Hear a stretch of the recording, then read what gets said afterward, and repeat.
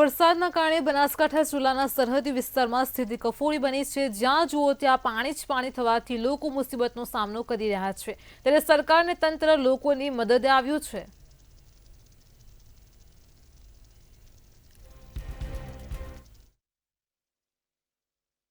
वरसाद तो छेल्ला 24 कलाकथी वरसाद बंद थयो छे पण अने जे असरग्रस्त गामो छे सुईगाम अने वावना गामडाओ छे वधारे सौथी वधारे असरग्रस्त छे। पाणी हजू पण भरायेला छे ज्यां ज्यां पाणी उतरे छे पण छेल्ला 3 दिवसथी लगातार अमे फूड पेकेट पूरा पाडीए छे। गईकाल सुधीमां अमे 2 लाखथी वधारे पाणीनी बोटल अने 2 लाखथी वधारे फूड पेकेट आपी चूक्या छे। आजना दिवसनी अंदर पण 1 लाख करता वधारे फूड पेकेट अने पाणीनी बोटलो अमे ऑलरेडी मोकली चूक्या छे।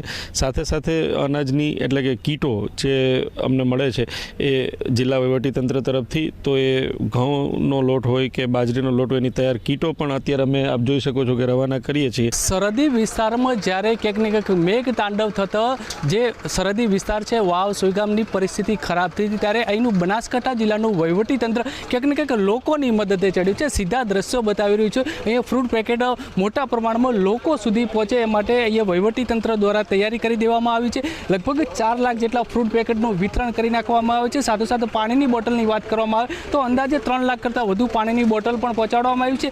જેમ જેમ પાણી ઓસરે છે તેમ તેમ વહીવટીતંત્ર દ્વારા દરેક યુવાન સુધી દરેક ઘર સુધી આ જે ફ્રૂટ પેકેટ છે એને પહોંચાડવા માટેનું તંત્ર અહીંયા કામે લાગ્યું છે। બીજી બાજુ બનાસકાંઠા જિલ્લાનું વહીવટીતંત્ર સમગ્ર રીતે ખડે પગે છે। અહીંયા લોકો વહેલામાં વહેલી તકે પગભર બને અને પાણીમાંથી મુક્ત બને એ માટેના સતત પ્રયત્ન કરતું જોવા મળી રહ્યું છે।